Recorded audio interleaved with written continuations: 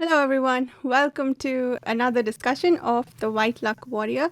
This is the second book of, oh man, the Aspect Emperor series and the Got there. fifth book of the second apocalypse. I always forget which to say in what order. Is it the second book of the second apocalypse? I'm just going to say Aspect Emperor from now on, but then I have to remember the name of the series. But yeah, so we're discussing chapters 4 through 6 today. We are making our way through the book, approximately 100 odd pages, except we're all using different editions. So 1/6 of the book at a time. For next week, we didn't talk about it before, but I guess whatever brings us to the next 100 pages. With me, I have the usual group of friends. Carl, would you like to start us off with introductions? Yeah, excuse me. I'm Carl, first-time reader. That's me. Cool. Dan? Um, or I'm Justin. Justin. Oh yeah, sorry. I'm Justin, also a first-time reader. Yeah, I'm Dan, multiple time reader, multiple time enjoyer, first time discusser. Keeper of the lore. No, I don't. I think I keep less lore than you and other people. I always discover new lore that I didn't know about when I do research. I'm like, oh, how could I have been so stupid not to realize this was what was going on all along? You know something's wrong when Dan has the longest introduction. What is going on? So yeah, I'm Steve, and I'm a second-time reader, and excited to talk the series. Lots of things I'm noticing on the second read. Yeah. So this section saw the return of my favorite kids, as Steve put it earlier, and some more of them. We also saw Sorwheel do something interesting. Should we start there? Yeah, that was the first one after all, the first chapter. So Yeah. I'm remembering what happened. I mean, he seems to be getting, getting more, how do I say, getting along better with the rest of the company and with, the, not the call, no, the guy in charge of them, I guess. He seemed to giving advice to them and stuff like that. They had a nice, I'm not say barbecue, but a nice campfire roast sort of thing, Yeah, that they did. good They had their bonding first big moment. goal, it seemed like, Swordwheel's kind of enjoying that. I don't know, it definitely, that plot line in some ways feels like it's moving the slowest. And not to say that I found it boring. I am engaged and I feel this sense of just like growing dread and tension, just waiting for something terrible to happen. Because it's really kind of, I feel like we've been in a pretty solid status quo since fairly early on in the first book, as soon as the the Great Ordeal really began. And yeah, I don't know. I don't have very many thoughts about that chapter. I feel like all my thoughts are in the latter chapters that I was just like my jaw was on the floor the entire time. I mean, there's the interesting, I don't know what you thought about the scene where they're torturing the Shrank. It's a bit, how do I say? It is a Shrank, but it also does feel a bit inhumane. But again, I'm not in that position, I guess. And people in war obviously commit way worse things. And it is basically an evil machine or something. But it sort of feels like torturing like an animal. Like it doesn't know any better, I guess, does it? I mean, they have some sort of intelligence, but It's definitely not the most moral action. Steve, you look like you were going to say something. No, I was gonna say it's kind of what it's like their primary. It's what they were created and bred to do. But I guess if you, I think the react. So they have the reaction of shock at first of torturing it, but when you look back on what it's done, I guess it makes you question. Okay, if you'd witnessed these terrible things done to people that you cared about or people that you loved, would you feel the same way about torturing a shrink, I guess, does it matter? I guess what does it do for the person who's torturing the thing? Is it a coping thing? Is it I guess you can't really dehumanize a shrink because they're like animals, It's not but human. yeah. But yeah, it's an interesting kind of in war what just in general what people are willing to do, the lengths they're willing to go to when you kind of want revenge or you want I think it is an payback. interesting, moral dilemma that, you can go back to Tolkien, who grappled with it with the orcs. I think he even wrote like kind of a letter or something like called or about the problem of the orcs and how, in his mythology, he was constantly changing his opinion about like where they came from, how they were created, were they corrupted elves? Were they just like made, like the Srong were, and like how do you have this like compassionate, graceful deity, that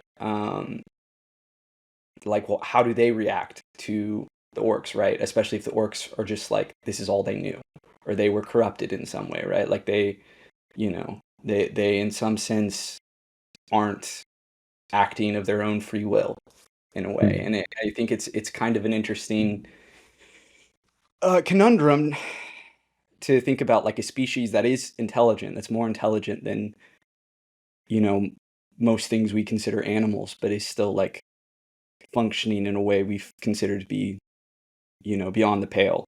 And at the same time, right, if you're torturing it, like how much better are you being than it, right? Kind of the challenge of that, because I do think there is a sense of we as humans, I think, oftentimes crave retributive justice. The vast majority of our justice systems, legal systems throughout history, throughout the world, are about retribution ultimately. And this is sort of an extreme version of that, right? And it does kind of make you, if you bother to like sit back and question it, which I think Bakker absolutely wants you to do, it is, it's an interesting thought experiment. Yeah. The other things of that scene which I was thinking about was like the fact that it's Sorwell that does it, which up until now he was like, our sweet and gentle Sorwell, I guess.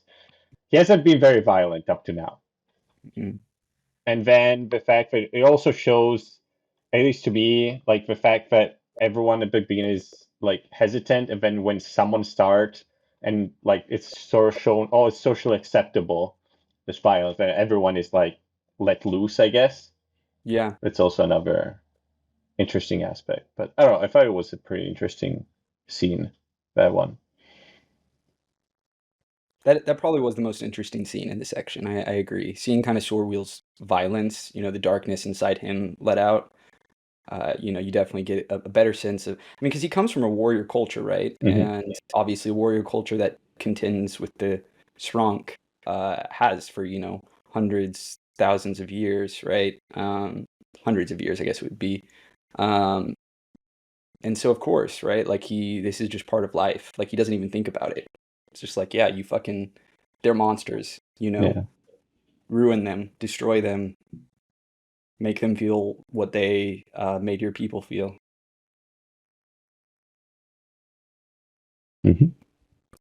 So I didn't notice the torture scene. Looks like I blanked it out somehow, or or I may have not even read it because I don't know. Sometimes this book does this thing where it like turns 3 or 4 pages at a time because of the way the pages are structured. I don't know. When does this happen? It's after they fight the Srank, I think, right? And Yeah. they like captured one, and Okay. they, I'm using this in a really dark way. They play with it, right? Like it is kind of this social. I think Dan is really right to point that out. It's like this social. There's a social aspect to it. Okay. Makes sense. I guess like halfway through a chapter, because then maybe more towards the end, but not the whole end, because then there's like the whole discussion with the captain and then, Mm-hmm. About the storks and what's going on, I guess.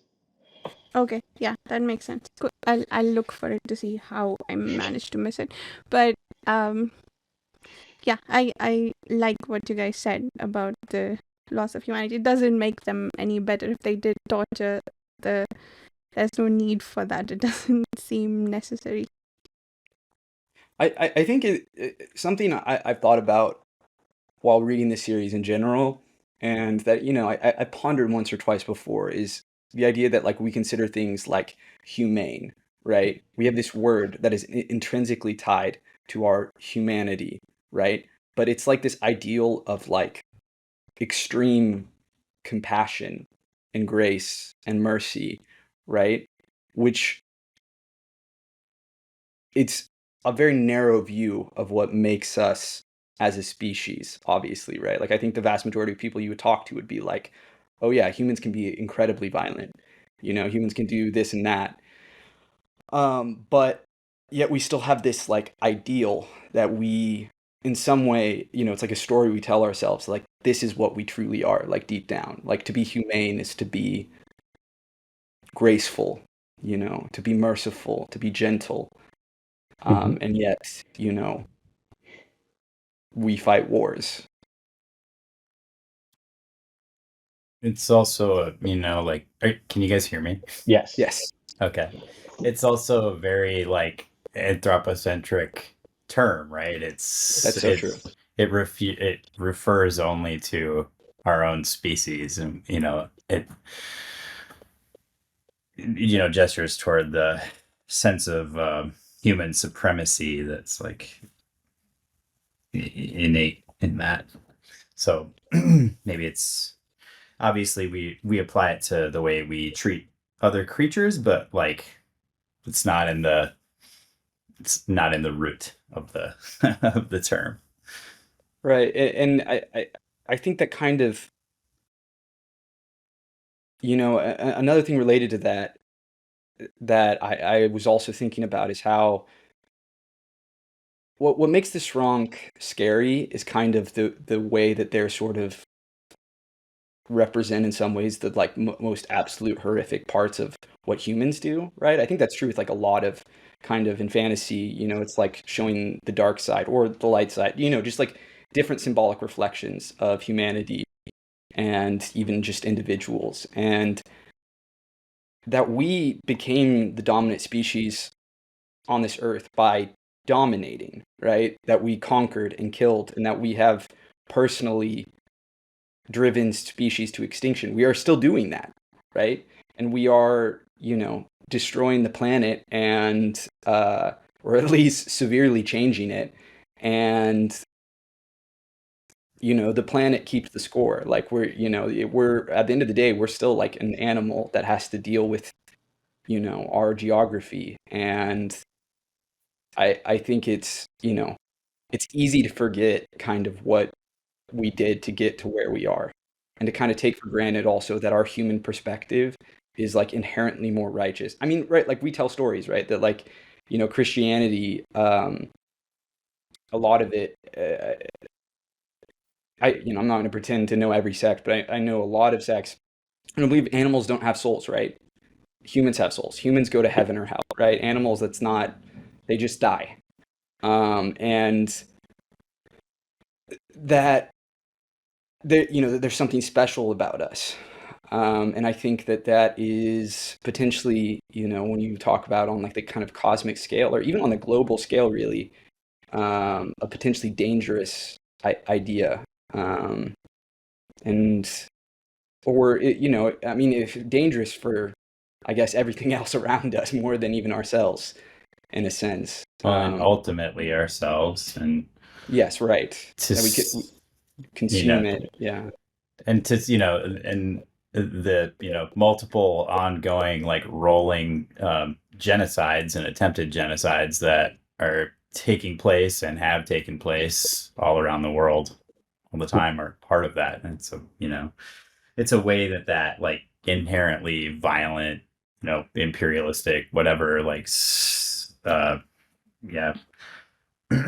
viewpoint is ultimately self-harming for You can humanity. see it in these books too, right? Humans killing the non-men pretty much, when probably the non-men could have helped them fight the consult. I don't think that's very useful. And yeah, it was like, yeah, for sure the human, even in this universe, it's like, yeah, the religious texts tell them, you're the chosen ones, eliminate the non-men, get rid of everyone else, right? Yeah. And what's interesting too is that at least I haven't gotten the sense that the non-men were really any better. So they're alien in a sense. They have a different perspective on things. They function differently. They are like biologically fundamentally different than humans. But I mean, apparently they're not so biologically fundamentally different that they couldn't breed with humans sometimes. So there's enough overlap there, right? That's significant, right? We can't breed with like apes, for example. Yeah. But they enslaved humans. They killed each other, right? Like, it's for something that we call, non-men. There's certainly a lot in common with us. It just for any of you or anyone listening, in my edition, it starts on page 108 and into 109. Mm-hmm. They talk about these are beasts without souls. They are flesh without spirit, obscenities like no other. So I think that dehumanization, I think, is kind of reflecting on what they've done with the bodies they found with black seed on them and things like that. So, yeah. But it does reflect what, you hear a lot of these things saying in modern wars. It's like, oh, the enemy is like, they have no soul. They're like beasts. They, they have no good nor evil. They did these things to our people, right? It's the same rhetoric. Maybe here it's true, but the fact that it's true doesn't make it not the same, Yeah. Well, yeah, it's the tale of the barbarian, right? It's one that we repeat over and over and over across basically every culture throughout all of history, right? What's different, what we don't understand, what we for whatever reason view as primitive, we believe is then more animal, which we believe is more, I don't know, untamed, more violent. I am curious within the context of this specific series if the Strong literally have no souls, though, because it seems pretty clear at this point that souls are like a cosmological reality, and so I mean, I guess we don't know that for certain, but it kind of seems like damnation is real, and if damnation is real, then souls are probably real. So, what's the deal with the Strong when they die? Is it just oblivion, or that kind of seems like what happens if you don't have a soul. It also makes you wonder, is that better than getting tormented for all of eternity? Well, they do also discuss the shrink being been driven, almost like they're being directed in some way. Oh, so true. Yeah, good point. Maybe we'll learn a bit more about them. Maybe. Perhaps. I mean, we heard of, I guess there seems to be something like what's it called? The Yoke Legion, right? What is it called? That the Council used to chain the Strang together whenever they ever, and then when they were close to the enemy, like let them free to just run them as sort of a way to control them. Because I guess without the No God, they cannot control them. They're just pretty much like animals. Right. Which is interesting. So I wonder how is the Council gonna use the strength then to fight battles against the Great Ordeal if they can't really control them? With the No God. Well, it's not there yet, it seems. I know, but they're cooking that up in that arc. Okay. It's got to be what's going on in there. I don't know. That's. I think it's interesting though. Speaking of the way the Shrank are described as mindless, savage, whatever, soulless, directionless. Like they just kind of roam the Northlands, breeding and warring and eating grubs, and like the parallels to humans, are there for us to observe. Like the different warring factions of humans, between the North and the South, and all the different nation states or whatever they are all united by Kellis, who's sort of like playing the role of the No God for the humans, and giving them all one voice and giving them all direction.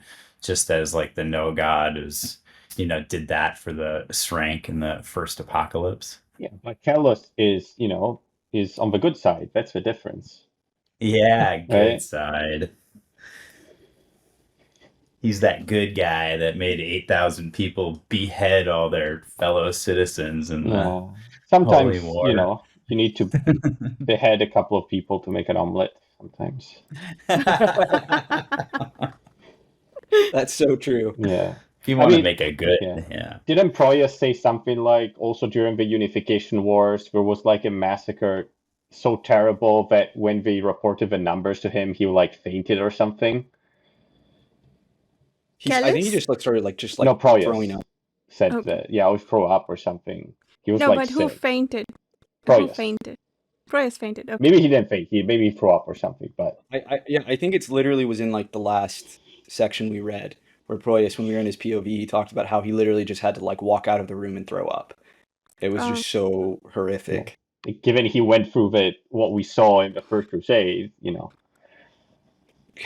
crazy. in the First Crusade, in the the Holy War, not the First Crusade. Potato. I mean, yeah. Oh man. Okay. Well, should we Do go we to wanna the move next? on? Yeah. Yeah. Yeah, I guess Just so. before we move There was on, one Yeah. thing interesting, the interaction between the mandate schoolman and this guy, Sorville, how, I mean, I guess we're reading Sorville's POV, so Mhm. we can't maybe take the interpretation of his expressions for pride and being, like basically that the schoolman is proud of Sorville for how he's conducting himself through all of this. But I thought that was interesting because Akamian, as a teacher, like that's a big part of his identity and he takes pride in his students and so on. This is not necessarily something that the schoolman maybe taught Sorville, but as his charge, I guess he's proud of him for showing himself as more than he was before. That I just thought that interaction was interesting. I hate how much I like that guy. Yeah. I think it's because like I know fundamentally that like he's a spy and he's like he just is so much like not he's like really nice, like, and he's like, he's kind of a dork and he's always like, spitting out fun facts and not so fun facts, and Sorwheel just doesn't appreciate how much knowledge this guy has, and so I kind of feel bad for him, because I know what that's like when you're like talking, I teach, and when you're doing like students who like clearly are just like checked out, and you're like, what do I need to do to get through to you? And it's just, oh man, I like him, and I can't wait for something horrible to happen to him. I like him. I can't wait for something horrible to happen. There was also a tiny moment when I think he was recalling something to do with the dreams, the Seshwata dreams, and Sorvi noticed something on his face. I think overall in this interaction, I like the external perspective of the mandate schoolman that we're getting, not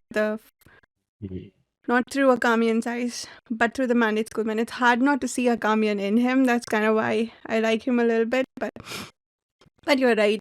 Something horrible is bound to happen to him soon. And I can't say I can't wait for it, but it'll happen. I'm resigned, I guess.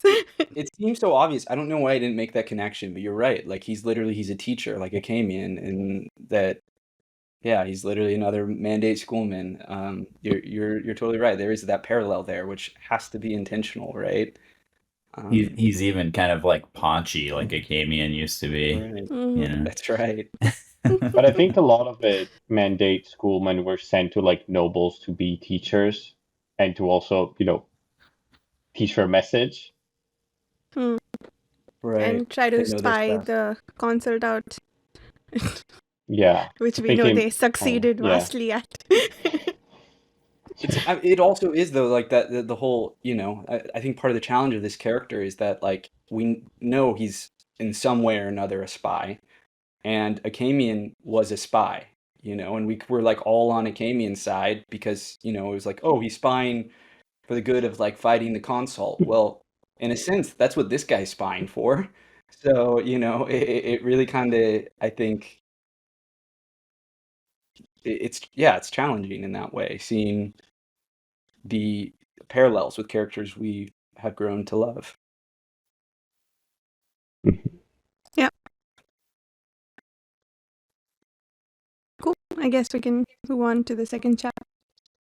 Yeah. So we met Imrelatas in the second chapter, which is interesting. He's an interesting character, right?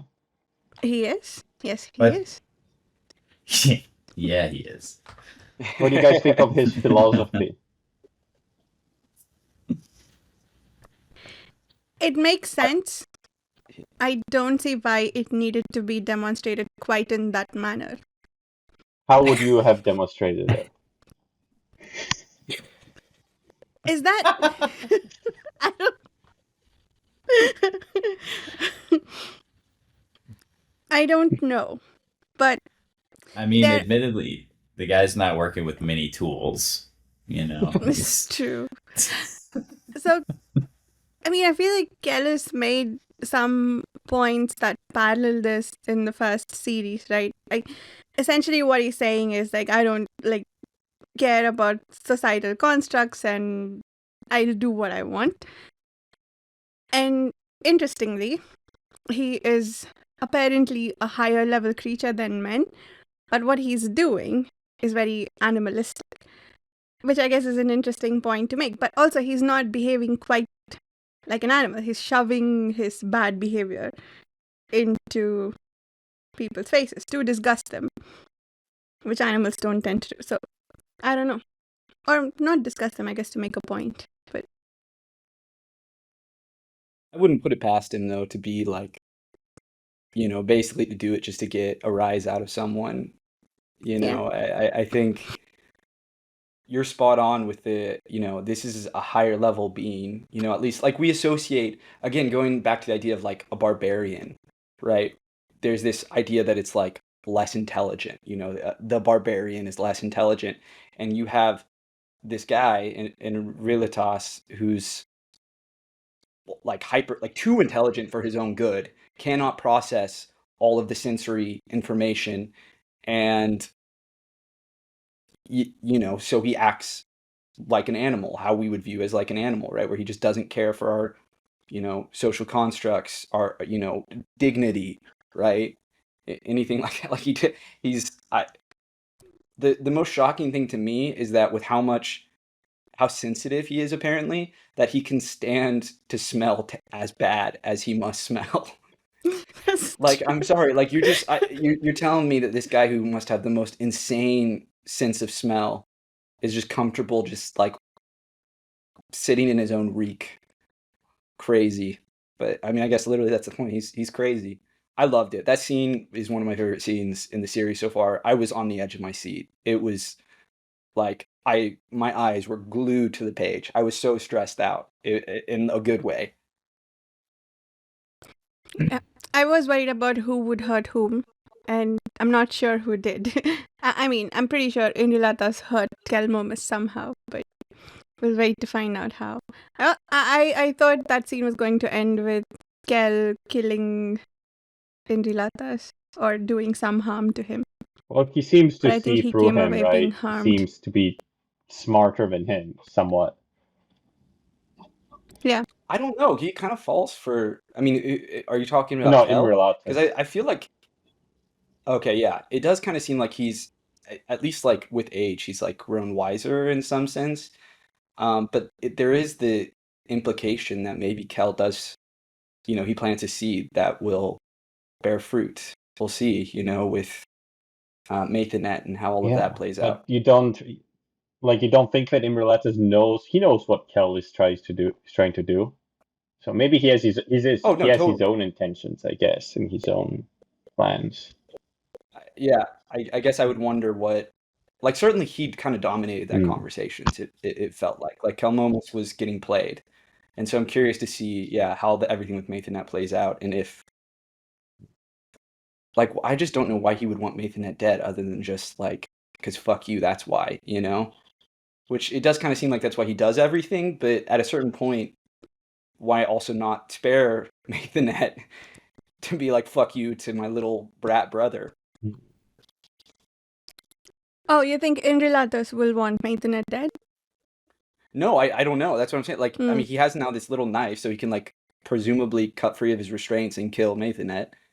I mean, his restraints are chains. I don't know. But maybe, yeah, with time. I guess he has a lot of time, though. Yeah, with a long time. Or just lunge forward enough. I don't know. I don't know what the plan is exactly. But, you know, clearly the point is that he's dangerous now. Or additionally dangerous. And we'll see. I have no idea where that's going to go. I do think that Maithanet is not long for this world. At least we know what Kelmoma's plan is now.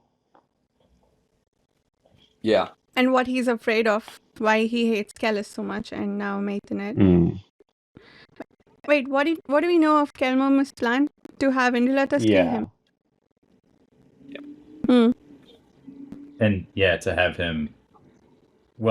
him free himself, presumably to kill Maithanet. But I mean, who knows what? I think he like literally basically tells him to do it. So it's because he just wants to be, you know, mommy's favorite. He wants to be the only one around. Yeah. Which, talking about that he talks about how much he clearly hates Mimara because Mimara was her favorite, and he knew that. And then you hear Mimara's perspective on him later, and she was like, "Oh, he was so sweet and good, and he loved me so much. He was just a child." And I'm like, "Not again!" Oh, I hate this little kid. I hate him so much. Yeah, that was great. During that whole scene, I was just like, "Yeah, come closer, come like he keeps being like, "Come here, little brother," and I'm like, "Yeah, just a little closer." Yeah. Get him. Yeah. Yeah, maybe Enrilitas is the hero we need. You know, I hope we deserve better than him, but he might just be the one it takes. To do something about Kel, right? Are we expecting that he'll do anything else? Okay. No, that's really what I mean. I mean, I'm not sure he would be any better, but can't be any worse. I mean, I don't know. You're right. At least he seems fun, right? He is fun, yeah. For some definition of fun. Fun in that G.G. Allen sort of way, I guess. Listen, I will absolutely take the God Emperor that just like drops his shit in front of me over the one that like will kill me for looking at his mother wrong. Yeah. I guess I agree with that. I've never really thought about that. But... I think we've had in history a lot of, you know, crazy kings and emperors, and they're usually pretty fun to read about. You know, the guy with the horse, what is it, Caligula, and you know, the English king that went to the sea and did the thing and told the sea to go away. You know, they're kind of fun. Yeah, I'm curious about, so like, you know, the last line of that interaction talks about how Kel drops a file for Enrilitas to discover to free himself, and like I just wonder what will become of that, because he seems like a person that if he's free and he doesn't want to get caught, he's, you know, he'll do what he wants, right? If he wants to be free, like maybe he's happy to just like shit on the floor and hang out in that room because he's like, you know, convinced himself that he's the world's only self-moving soul because he does whatever he wants. But I don't know. I think more is going to happen with him than that for some reason. I do wonder if he wouldn't just like kill himself, because life is seemingly horrible for him. You know, again, the sensory overload, like everything we haven't been in his head, but how everyone has described it is just basically like it's just too much. He just like can't handle it. And I'm pretty sure they've talked about how they've had to stop suicide attempts before, but maybe I made that up.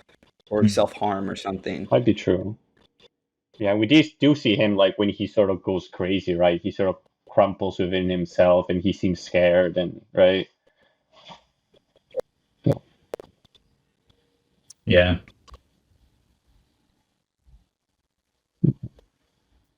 Yeah. I guess the other thing that happens is that one of the other things that happens is that now Kalmomas knows that there's secret passages in the palace, right? And how could that go wrong? You know, it seems he's I think what you mean is how could that go very Yeah. right? We're in for a Yeah. whole lot of fun. Talking about, parties. For now, he seems to just be using them to spy on people, I guess. Yeah, for now. For now. I really sorry, go ahead, Steve. No, I expected you to start the episode with the kids rant again because them staring at each other when they were infants and they would just stare into each other. That was creepy. Oh yeah. That part is interesting, creepy. But his going after people and murdering them, and then that's okay. Honestly, I can put up with that. Him manipulating Esminette, that gets to me.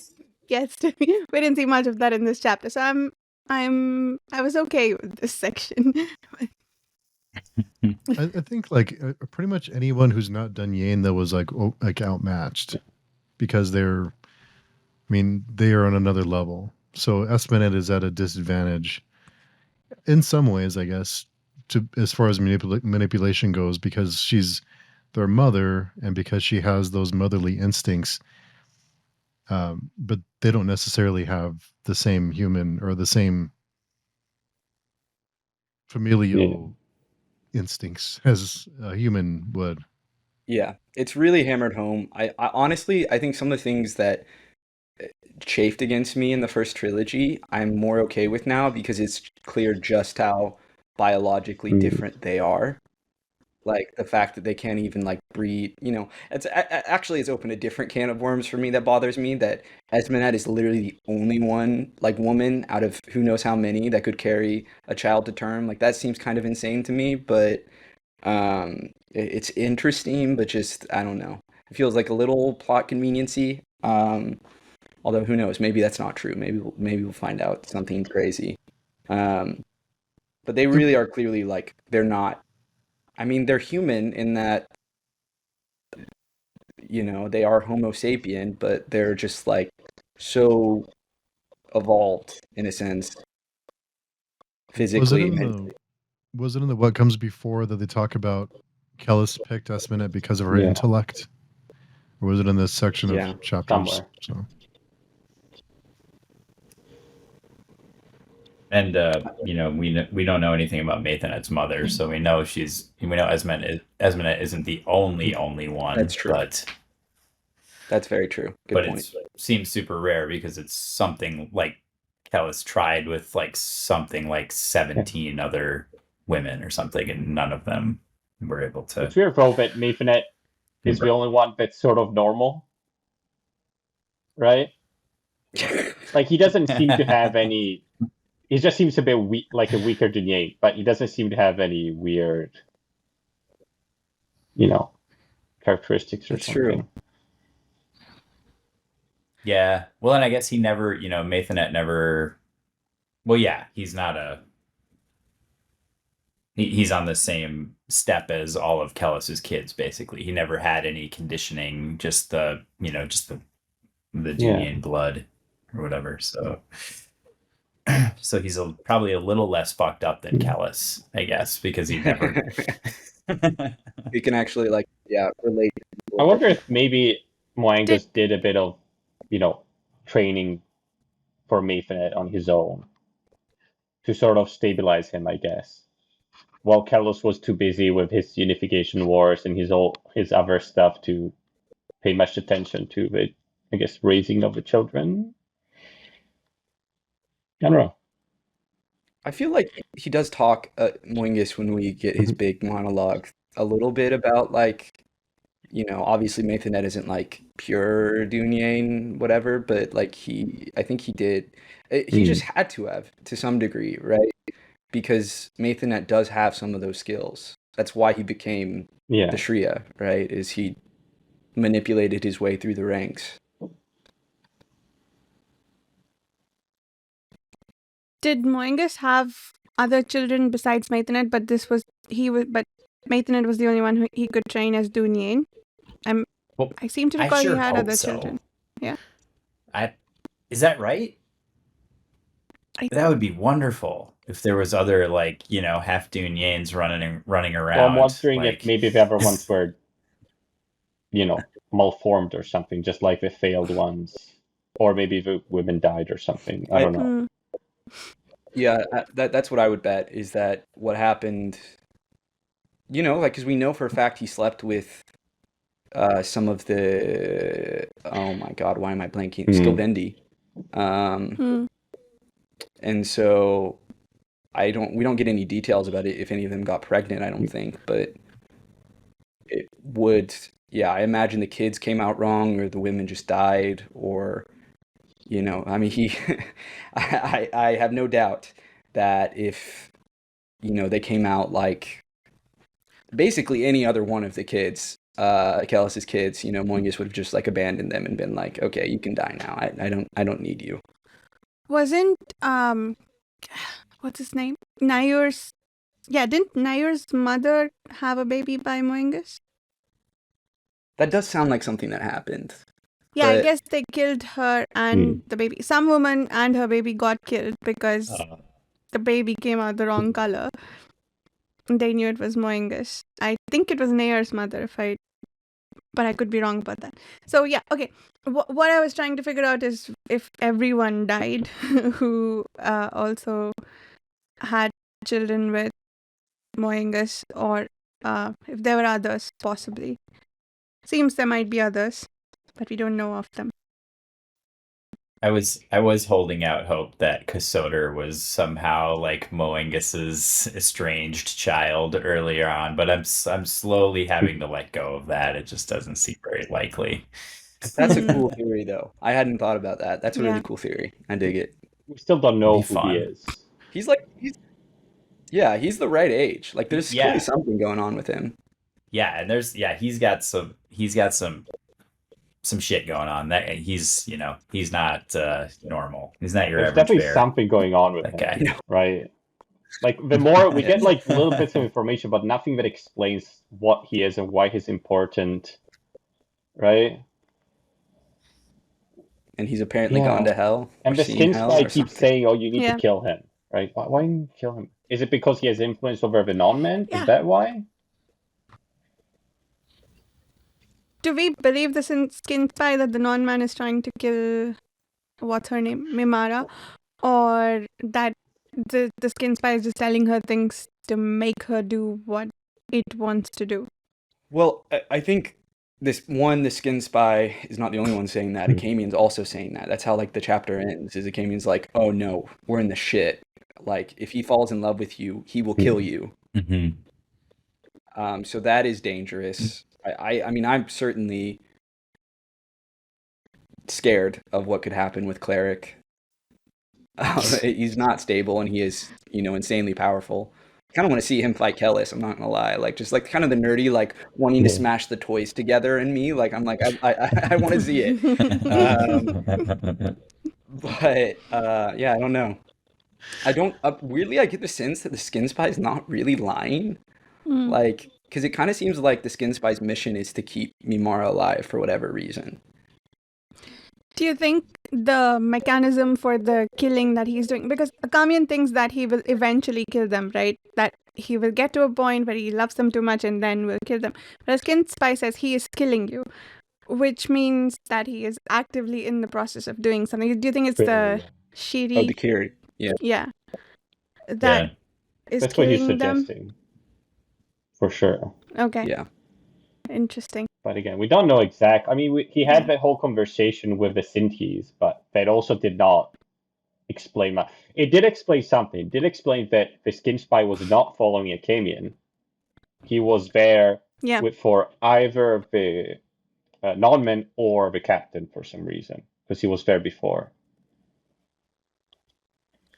Yes. Yeah, we also got a timeline, I think, roughly, that like, or at least Mimara thinks that he replaced Soma sometime near what's the town but called? yeah, Marrow. Marrow. So before Marrow, Solargis, okay. which is interesting. Mm-hmm. I like how Akamian's sure that it's him they want. But I mean, I guess they do now, but they were already interested in something What's with the that group. chance that, like what a coincidence that there's a skin spy following someone in this group and then Akamian happens to recruit them, right? And I wonder what's going So on. I forget when it was. Was it in the judging eye when Akamian thinks to himself about how everything is going his way and this expedition was made to happen, and I guess the goddess of fate seems to be involved somehow. Do you think she's thrown her lot in, like Yatwar and whatnot? She's also playing her hand. Maybe. Who is? Oh, you talking about the whore? Yeah. Her. Mara says something like, "Oh, it smells like her," or something, or maybe Akamian says, but they do say something like that. Yeah. Yeah, he has this moment of fear where he thinks that everything seems to be coming together really the way he wants it to. Not for him, like it wasn't quite so egocentric as that. It was more, this is what everything wants us to do. And yeah, so to your question, Dan, yeah, maybe it is planned by some god, unclear which. Well, if Akamian's right, it might be the goddess of fate. I think in the last That's book, he interesting. says something when he sees the dream of the coffers and he sees that the map is hidden in the coffer. He's like, it's the same as my excuse. How very convenient, right? I think that's when he thinks that. It definitely seems like the gods have some hand in every storyline, even if it's unclear which gods are doing what, other than Yatwar is clearly putting her hands on the scales. Yeah. Yeah. Speaking of which, I think wasn't it at the beginning of this chapter that we had the gift of Yatwar POV? Oh yeah.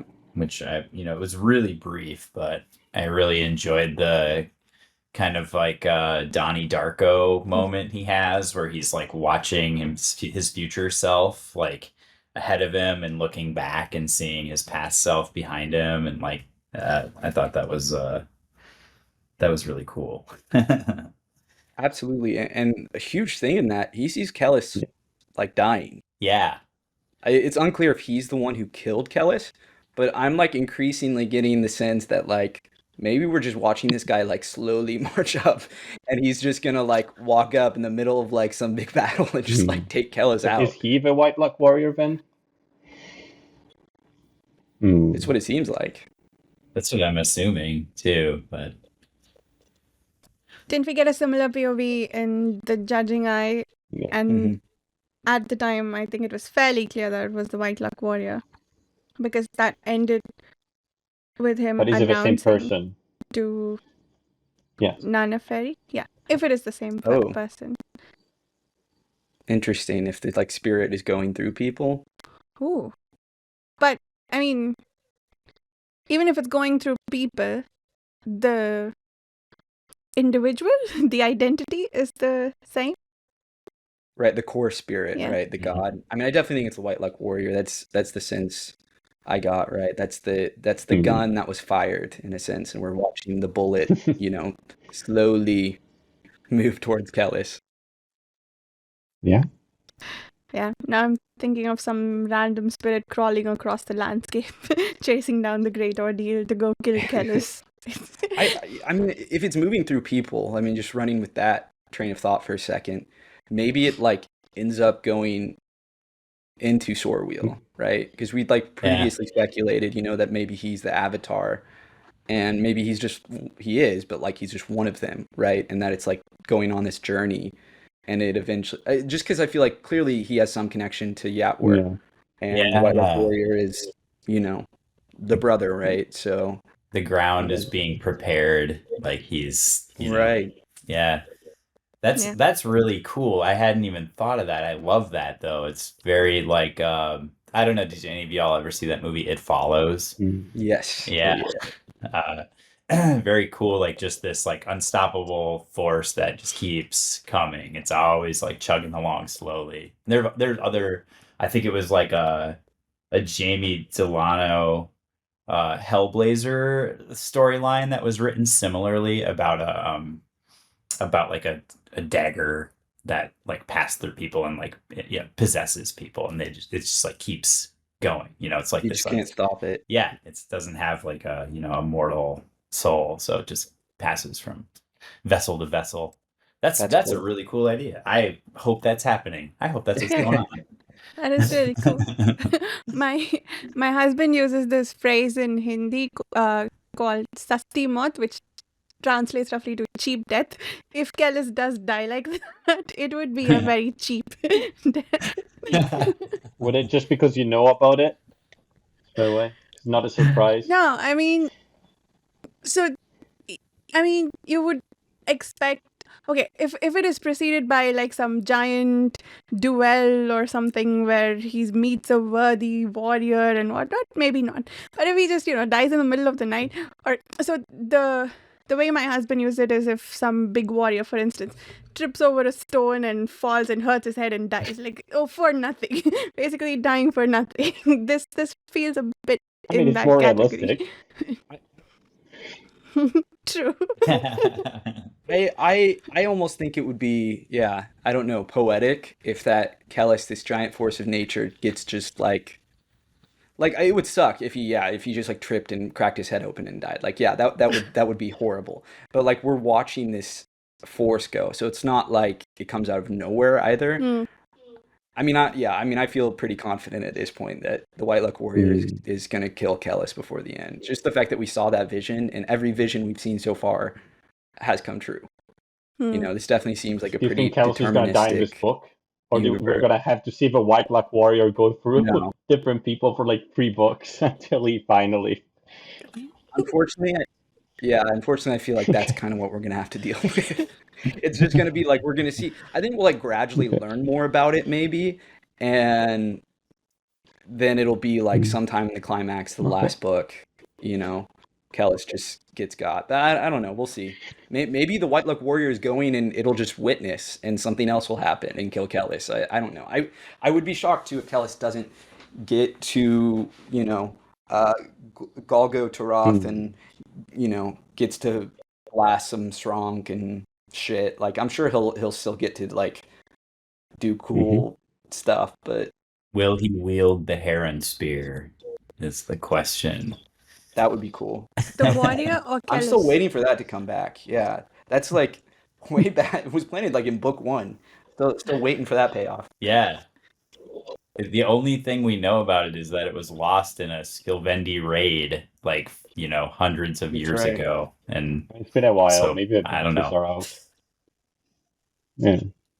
Don't last forever. If lightning just doesn't work anymore, that would be hilarious. Did we get more recent information about it? I feel like we did, or am I thinking of another book? It's like a space gun. It's like, I mean, it's unclear if it's like a lightsaber or if it like shoots lasers or what, but like it's a sci-fi weapon. Okay. No, I meant about like its location. Did someone say something in this series that told us anything about? I don't think so. No. I think No. it was the appendices, right? Yeah, that's the last thing. Okay, maybe I that's remember. what I'm thinking of. What in reading these, and this occurred to me that I guess I didn't really think of it the first time I read it, but in reading these sections, does it feel like that the plot is moving slower? It just seems like it's plodding along. It doesn't. The first trilogy seemed to move pretty quickly, and the second seems to not be. And I'm guessing that's a deliberate choice. But what are everyone's thoughts on just that? I mean, I think in the first trilogy we had an endpoint that we were making steady progress towards, right? And we still have that here with the Great Ordeal. And but one, we're not following the main thread of that. We're following Sorville with his slow thoughts there, and I guess the other two, it's not really clear where they're going. So I think the big difference, because you're right, it's structurally it's the same thing, right? It's a big march, it's these armies just like marching along with a destination in mind that I'm sure they're going to reach at the end of the story. But there's just hasn't been as many obstacles. Like I've really liked the character development we gotten, but it definitely feels like, particularly with the Great Ordeal, that it's kind of like they're just walking, they're just hanging out. Like in the first Holy War, it was like they had different cities to conquer, different like natural habitats to endure. I'm sure we'll get some of that, but it certainly hasn't been as eventful as I expected. I certainly expected a lot more strong to Maybe it be just thrown feels at them. hard to quantify the advancement, because before it was like, yeah, I know how far distance is, I know how far we went this time, so I know we're progressing. But here, there's nothing to reference it to, right? and every other chapter also had the breakdown of some battle, right? And then some chapters were entirely battle scenes, but every other chapter opened at least with a description of what happened that made it feel like things were You'll moving. get some I battle guess. scenes. Don't worry about it. Don't worry I don't about it. want keep the battle scenes. I know. I wonder how that's going to play out with the Shrank. If is it called hoarding? Is that what they call it? Yeah. Like how they're massing together. Like, I feel like there were, the love it or hate it, there was talk of tactics in the first trilogy, and like the Shrank don't really seem like tacticians to me, like. So I wonder how that'll play out differently. But also, we have I'm also curious what Kellis or Esmonette are going to do about about Fanael. Fanael? Yeah, like he's making moves in the south, and he's got a primary Kisharim that he's rolling with. Like those guys they sacked Iothia. Like that's big news, like that's not. Yeah. So I don't know. Maybe there'll be some, they're gonna be battling on multiple fronts. Allying with them, maybe. Right, and there's riots. Everywhere too. Yeah. I'm definitely at this point much more interested in the story of like holding this empire together and dealing with, now with the Yatwirian cult, and yeah, exactly, the new Padirja and Zoom and all of that, and like knowing partially also just because I care a lot about Esmonette at this point, and and having to deal with like the politics of the court and her horrible child, as opposed to like the great, like I love Swarwheel and I actually like a lot of the characters, but it definitely feels like it's plodding along. Yeah, agreed.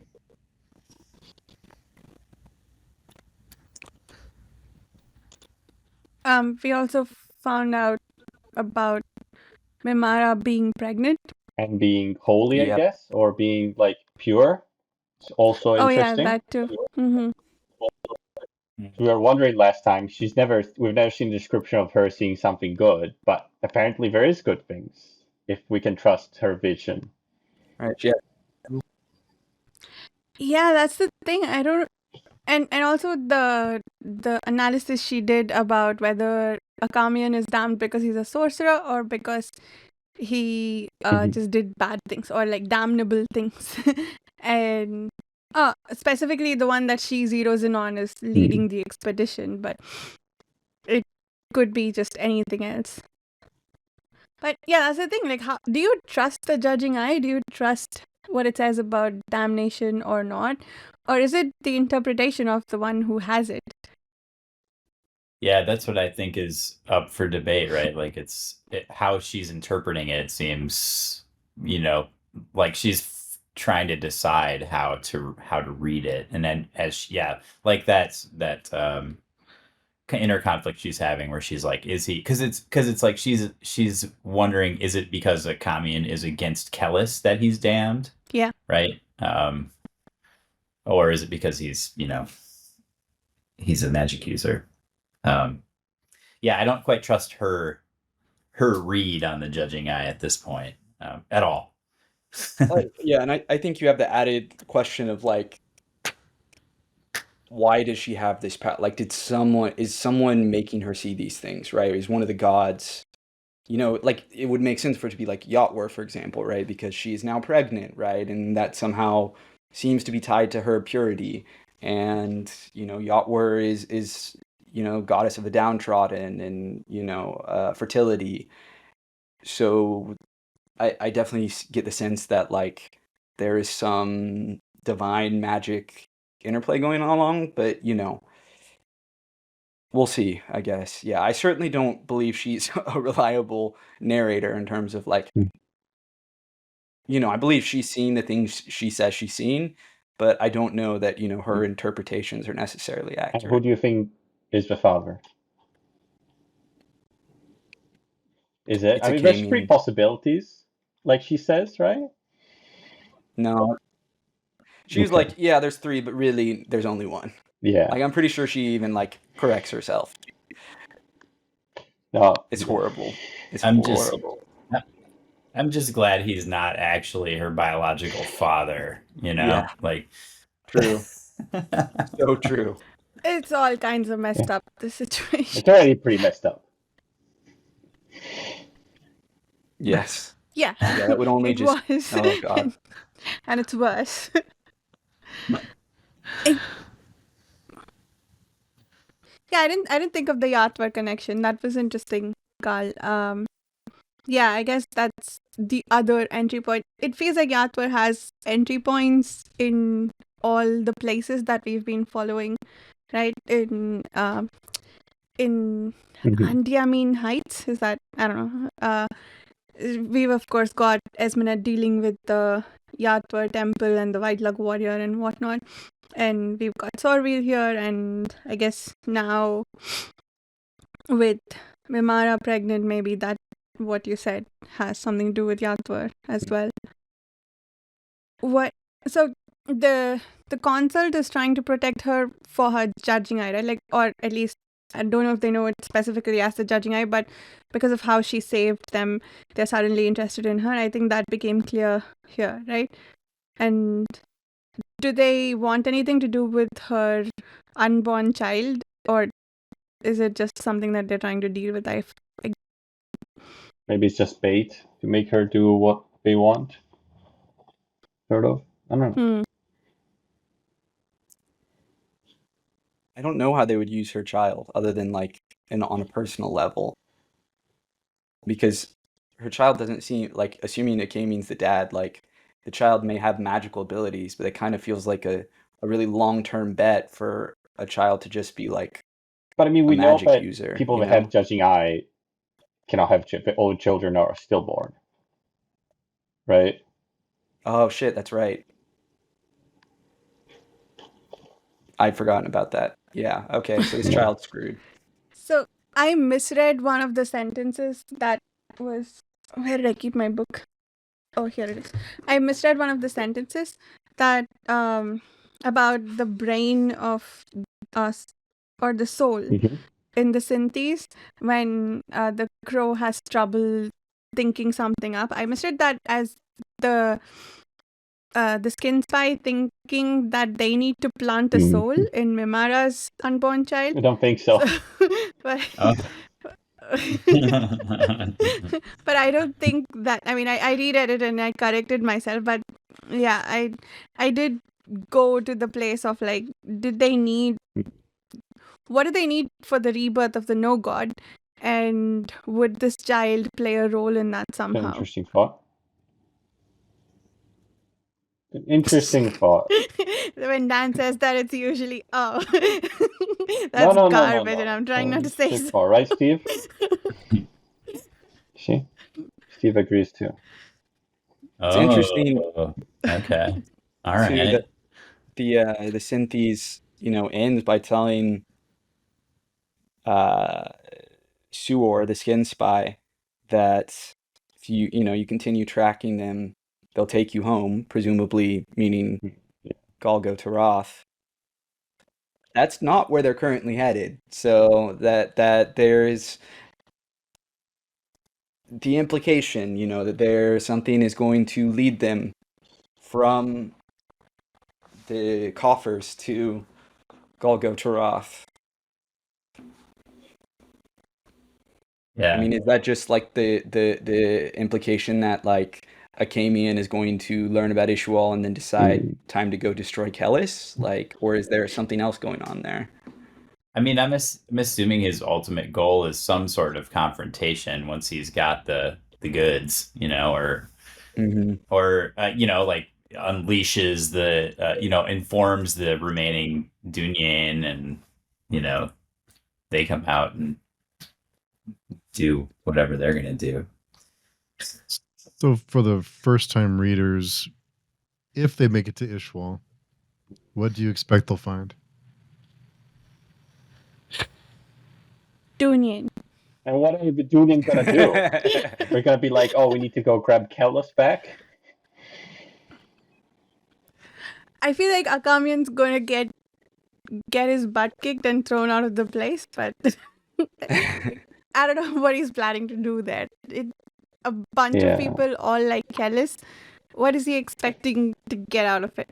Or like, how is he expecting to be entertained at all? Yeah, like they don't want to be discovered. But then again, they aren't magic users.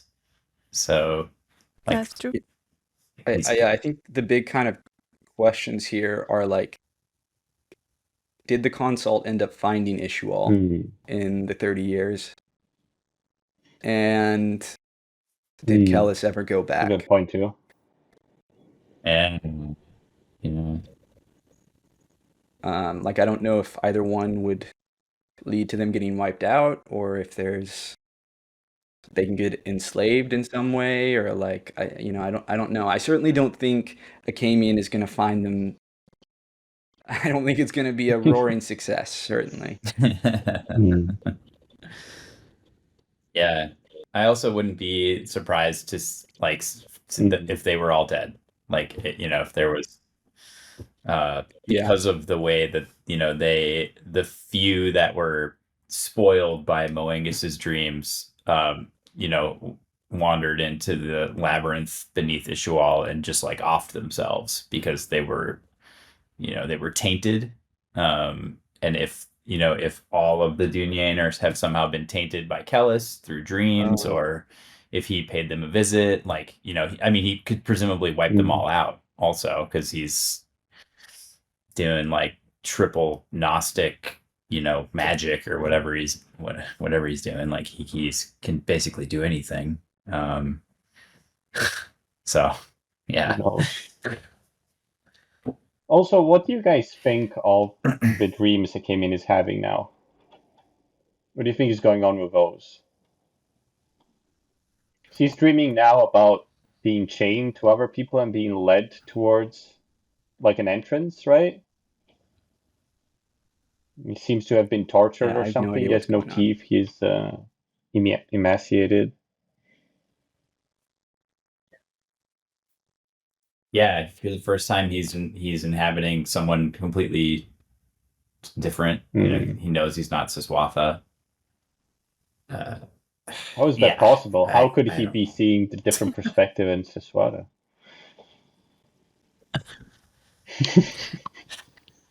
The gods? I don't know. I had a moment of doubt about the heart that the Mandate Schoolman used to keep Sishwata's dreams alive.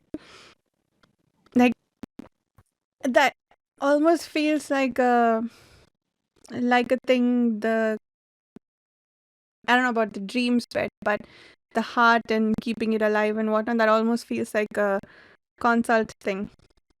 What were their people called? I forget. But I don't know. I'm wondering if these people were manipulated somehow into using the heart to do something. Are they keeping Seshwata's dreams alive? Are they following Seshwata's agenda, or is it indirectly the consul's agenda? What would the consult get out of keeping the memory of the consult alive, though? That's true. They did spend a great deal of energy hiding themselves and creating the skin spice and stuff. I almost feel like if it's anyone's influence, it's like the gods or something. Hmm. But it also kind of seems like the gods weren't really playing around with humans for a while, at least, until Kellis showed up. But I don't know. Maybe that's a misreading of what's going on. And it's interesting, the skin spy Soma, he says that he senses Chigra strong in Akamian, almost like it's more than in other mandate schoolmen, which is interesting because his dreams are taking him away from Seshwata. But, so, yeah. No idea what's going on there. And the dream we saw in this section, it almost felt like a normal dream, like just weird things happening, not one of the. But I guess it was. I think it was still a mandate schoolman dream, but. What's occurring to me as we're talking about this too is that, like, so, taking for granted that the gods are real, because it definitely seems like they're real. What were they doing during the first apocalypse, right? Good Like, that question. doesn't seem like something they would ignore. So it kind of, I could totally see them playing a role. How do they feel about the non-men? The non-men don't worship them. No, I think what's her name? The Deliopa Yeah. says something about how the no god dwells in kind of the blind spots of the gods. So like, maybe because the gods sort of act through people for the most part, like maybe they weren't able to react quickly enough to the no god once he, made himself known. They seem to be able to see the future, though, somewhat. But like an occluded version of the future, right? She says that in that same section where she's like, they have their perspectives, but like the no god dwells like outside of that. Because he is oblivion, and like I don't know. I kept thinking about how, like, there's the darkness that comes before, which Kellis is very much concerned with, and then he's describing himself as the light, and then in this same section, the Padiraja refers to him as the light that blinds, as opposed to the and then you have the whole thing with the Kisharam, like blinding themselves so that they're able to see. I don't know. There's some. I'm a mess. I don't know. But There's something there. I need to diagram this, I think. Maybe. Get like that, yeah, that It's Always Sunny in Philadelphia meme, Yeah. with all the postcards on the wall, drawing the conspiracy board. Yeah. I mean, we're pretty sure there is some sort of conspiracy going on, but who's doing the conspiracy and who's puppeting who and who's manipulating who is the question. I will say, I feel like the gods are self-sabotaging if they're trying to stop Kellis. Because to me, it seems like the end game should be the no god. And so it's like, maybe worry about wiping out the consult and then worry about Kellis. But I mean, I don't know. I don't know what their plan is. Fair enough. What do you guys think about the captain being a fanatic? So yeah, very interesting information we got. I don't know. That scene is Yes. very, very tense. Just put it like that. Yeah. Yeah, he is. I definitely, felt the suspense constantly with him. Like, who basically, if the character's like introduced newly, I'm like, oh, they're about to get killed by the Poor captain. stone hags. There's not many left. Maybe, yeah. I think there's 2 now. So, what was the point? I don't feel like they were put to use. He bullied them into coming with them. And then they all died before they actually battled any Shrank. So That's so true. what was the point? And then the one guy left alive, he killed him for blaspheming. Okay. Maybe as an example. Yeah. Remember, guys? Yeah, I don't think his group needs examples. I think they know exactly what he's Yeah. doing. Just in case it wasn't clear. To the one Yeah. setting an example to the one other stone hag left in. Well, he was the last A one couple. left, right? He was. But No, he's the there's last two. one in There's good two Oh, health. there were more. two. So he Okay, was the okay. guy Yeah. that was actually able to follow them and be decent. The other guys are like barely following, I think. Yeah. Am I No. understanding correctly too that they're not feeding them Kiri? Yeah. So they're just like, just deal with it? Yeah. Yeah. So I guess the non-man feeds Kiri to all the people he loves, which I guess is everyone in this group for some reason. I don't think he Yeah. loves them yet. Because if he Yeah. loved them, they would be dead. Yeah. Supposedly. Is that an immediately thing? Like, oh, I'm feeling love Leave. now. I must kill. Yeah. And I think it's yeah, I implied don't know. that That's all the fair. stone hags or people that try to leave, they're just grabbed by Soma and killed immediately, pretty much. There's not many good choices left. Yeah. That's right. They disappear. No. Yeah. What do you think the Kiri is? Like, I feel like it's something, you know? Like, I feel like it's not just like some intoxicant. Like, there's something going on there. Yeah, I think he's just microdosing them with LSD. It's More like straight prep or LSD. something. You Right. know, they're like enervated for like 12 hours at a time, and they're Yeah. like they're feeling pretty like a little elevated. Yeah, I don't know. I'm just waiting to find out it's like the innards of non-men or something like fucked up like that. Are you more interested in like the contents or the effects? Because I feel like the effects are already pretty shady, no? Yeah, no, I mean Yeah, what is what it that is can it? do this thing? Like, I feel like it's not just like a drug. Hmm. Like, I mean, clearly it functions as a drug, but I mean, like what is the material physically being used, right? Like, I feel like, is it some sort of like corrupted plant? Like what is it that he is actively feeding these people? It is scary, though, how it Makes seems to sense. be Makes sense. desynthesizing them to like any sort of humanity. Because it seems like Kimmy seems to imply that like all Yeah. these things that's happening, like normally, people would protest, it wouldn't happen, but very sort of like nothing can shake them at this point. They don't care about anything. It kind of reminds me of how I don't know. It reminds me of how the non-men function.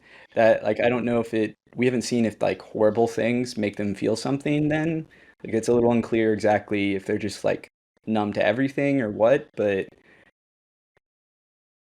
yeah, I don't know. It's some weird non-men bullshit. Yeah, it is concerning that Akamian feels his thoughts and feelings be numbed, but also he went back to take more, despite feeling that, which Yeah, he's hooked.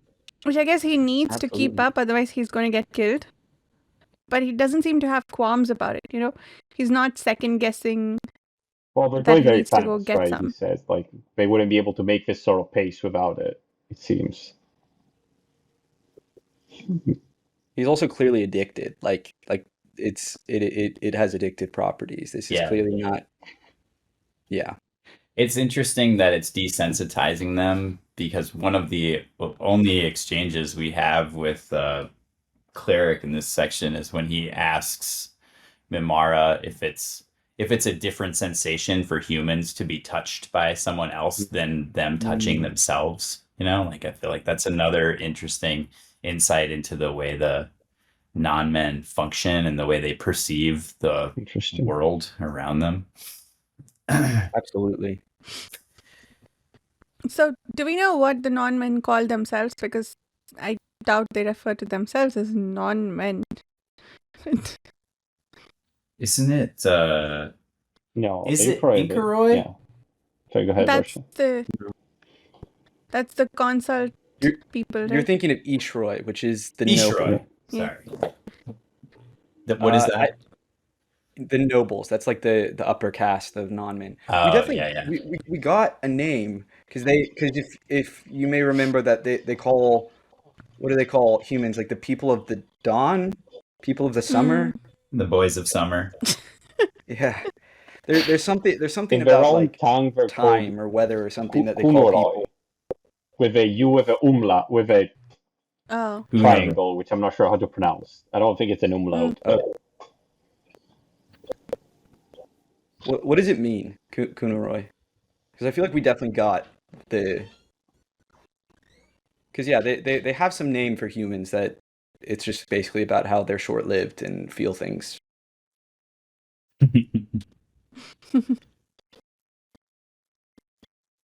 Were the non-men long-lived before the Inkoroi gave them immortality? Long-lived, but not they seem as. very long They're not immortal. from Yeah. what Yeah. heard from Akemian, right? Mm. Yeah. This one's Yeah. lived a while. Yeah. Yeah. We repeatedly get asked, "Who is he?" You know, Mhm. this dude. He's gonna be someone we know. I can't think who, but someone. Yeah, I feel like agree there there. are like, yeah, there's only like a handful of options. It's like it's someone who's been named, Mm. just going off of narrative logic. I don't know though. I haven't paid enough attention to all the names. I remember Kujara Kinmoy, who was like one of the kings. I think Nil Gikas is one of the kings. We also clarified the name of the wraith in the mountain last episode, but I don't remember what it was. Yeah. That was one we hadn't heard as often though. Mm. Okay, the non-men call themselves the people of dawn. Yeah, so that's what it means. People of Dawn. Okay. Okay. Makes sense. Cool. Are we ready to move on to quotes? Yeah. Sounds good. Steve. If Dan doesn't get arrested first. Yeah. They found you. Let's see. Hide the couple. security stash, man. Yeah. On page 157 in my copy, which I know we are all reading different editions, you can only believe so many lies before becoming one of them. There were a lot of really good epigraphs. There's one I remember being like, damn, that's real. Well, Carl's looking for that one. I had just one more. 159, but time's passage has a way of blunting our sharper questions, of making things difficult to confront soft with malleable familiarity. Nice. Yeah, the second epigraph in chapter 6. If you find yourself taken unawares by someone you thought you knew, recall that the character revealed is as much your own as otherwise. When it comes to men and their myriad mercenary natures, revelation always comes in twos. Felt like that I was. like that. Yeah, that's definitely something I think is true, right? Any exchange, there's always two, even if you're not aware of it. Something you discover about someone else does tell you about yourself too, whether you expected it or didn't, or misinterpreted something, or there's always that self aspect to it. Can someone help me understand the second epigraph of chapter 5? Let me look at it. The world has its own ways. The one about murder. It's so deep that not even the gods can dislodge them. No urn is so cracked as fate. I have no idea what it means.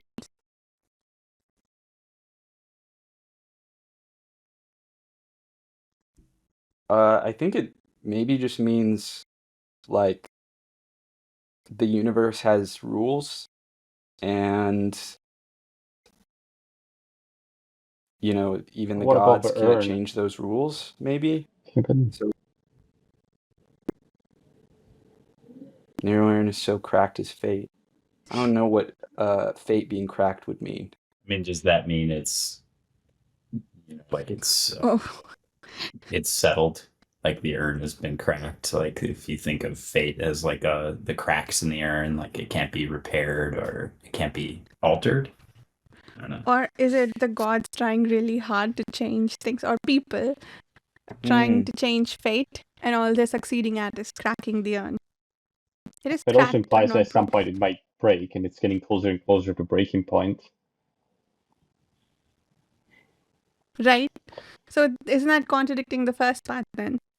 Well, if fate is something built by the gods, though, and not like a fundamental law of the universe, then maybe that's what it's referring to. But I don't know. Who says this proverb? Yeah. Okay. Asansius. The limping pilgrim. I don't know. The way I read it is, it seems like fate isn't even. At least what he is saying is that the gods can't even mess with fate. Like I mean, they can mess I with see it, what but they you're saying, fundamentally yeah. cannot change it. Yeah, maybe, yeah. Hmm. Yeah, because a lot of people try breaking it, but nobody can. Yeah, I think I'm coming over to your Right. side. Yeah, Is that there's just like. I think that makes sense. Because it's something that everyone tries to change fate, right? Yeah. Right.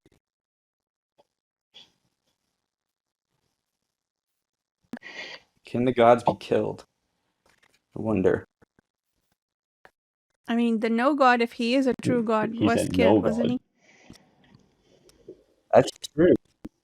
Yeah, he is the no. Like, Still why got the is he? god in his name.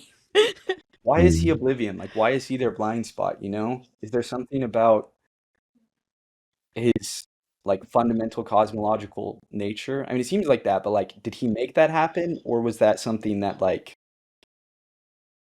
he was just create? Like, he's like an aspect of the universe, you know? Or is he a creation of the Techne? Like, you know, did the Hmm. you know, is he just a creation? Or Yeah, maybe the no god isn't even like sentient. Like, we hear a voice, but maybe it's not like really. I don't know, almost just like, I guess, like a force of nature is kind of what I'm getting at. yeah, I mean, and he has a physical presence Right. on like in Irwa, which is unique from the gods. Does that description seem like the descriptions of Korai, and they are pieces of emptiness, but they're the tears of God, so they do have a connection to the gods,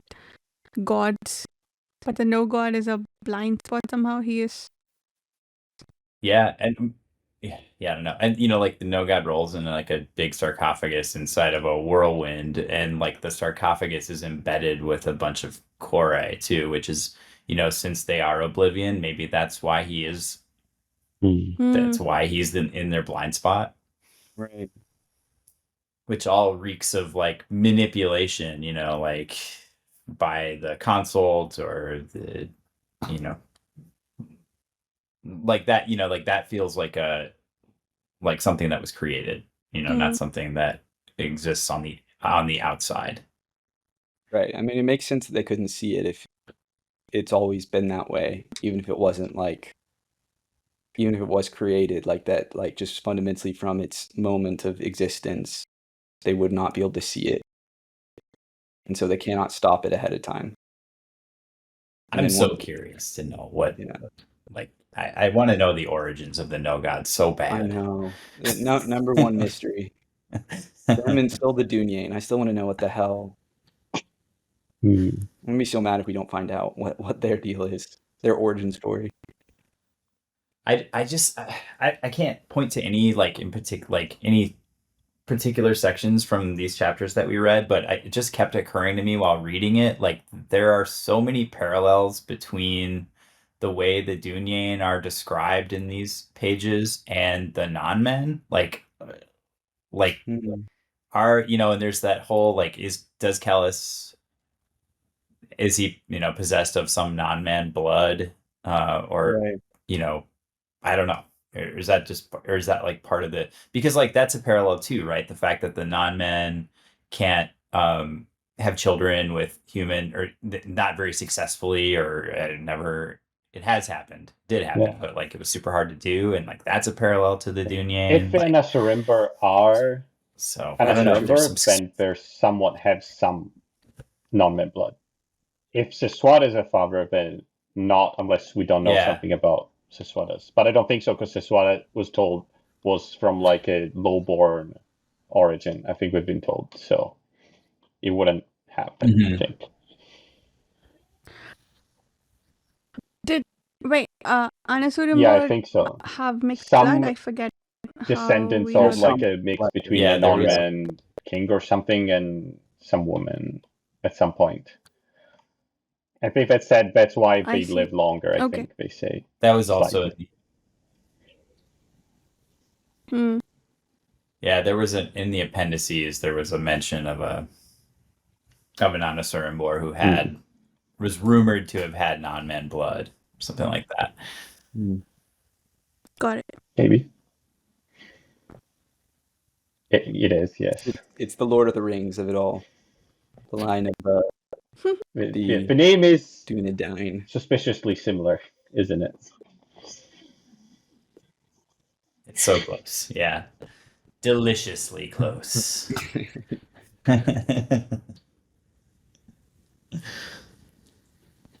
Cool. Any other quotes that anyone wants to call out? Or topics? Any predictions for the first time readers for the next set of chapters?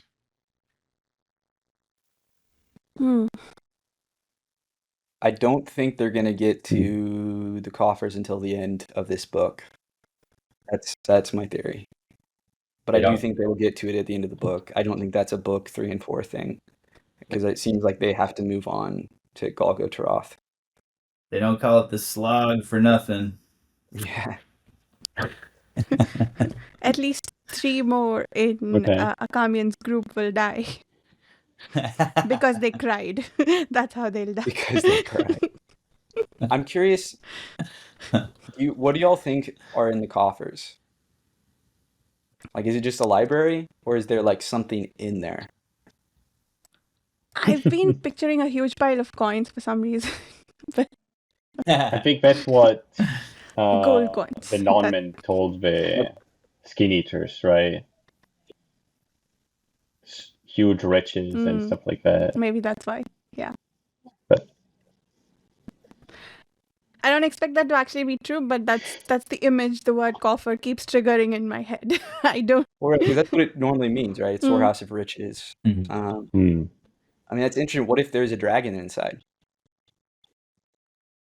Interesting. I didn't even think about that until you said that. But what if it's a little Bakker nod to Smaug and all the other dragons that inspired Smaug? I guess.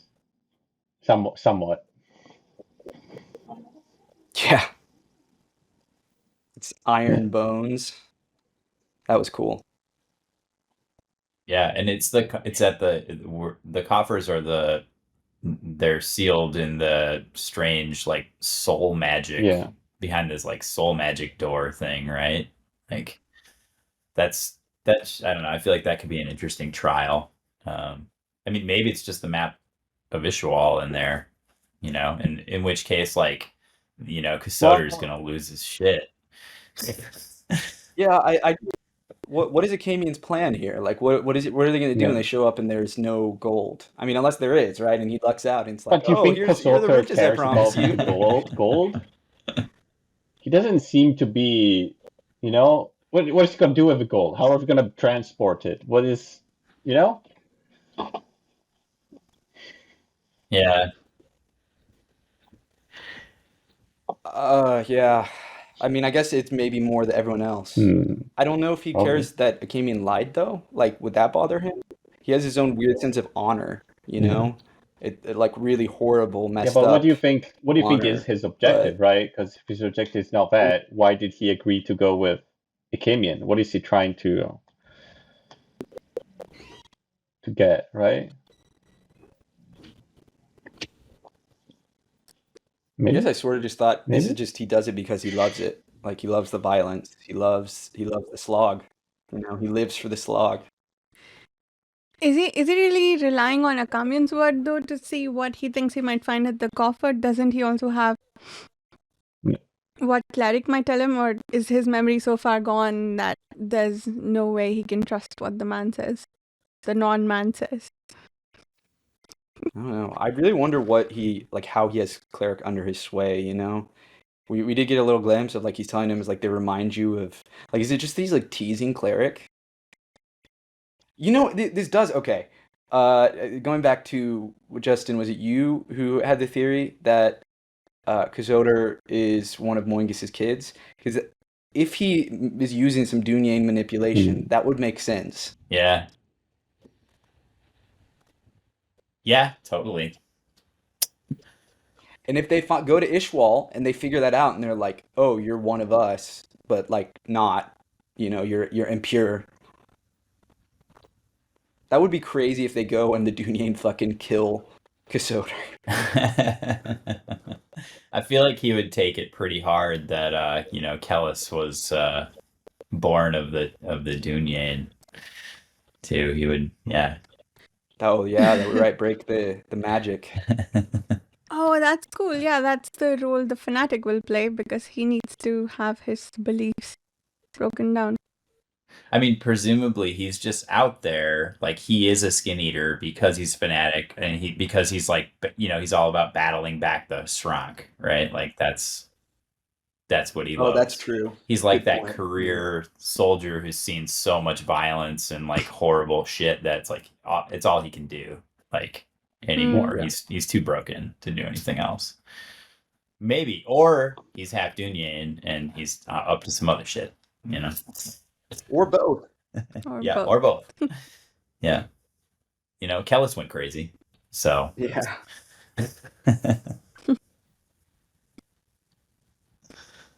Yeah. I'm half thinking that Akamian will end up at Ishwal by himself. I don't know if he'll bring the company with him. Or even Mimara for that matter. I'm curious to see what section of that group ends up at Ishwal. Yeah. Mimara's in it for the long haul.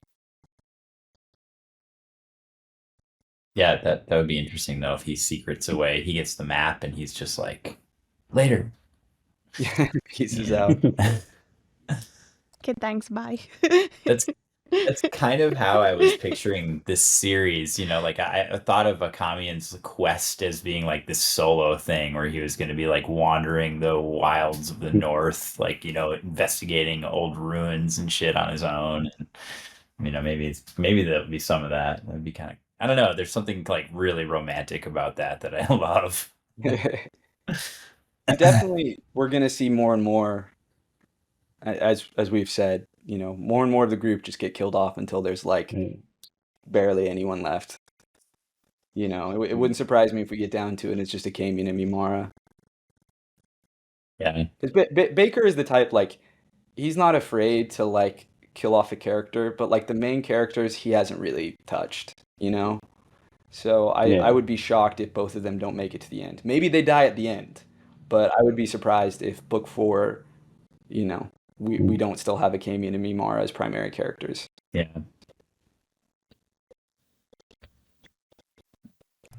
Cool. So, yeah, lots to look forward to next week. We will decide after we finish recording how much to read for next week. But shall we do outros meanwhile? Steve, do you want to start us off? Sure. You could find me on pagechewing.com and all the podcasts and trouble we get into. All the links, I'm guessing, are down below. But yeah, I think the first time we did 4 through, or the next 3 chapters. So I'm guessing probably around that. But yeah, makes sense. Cool. Oh, that way? Okay. Dan, I'll pass it to you. Yeah. You can find me on Page Chewing Forum at the Empire 17. A couple of weeks, you can find me in Japan. It will be way easier because there's not as many white guys as in North America. So the chances are way higher. But we'll see. Justin?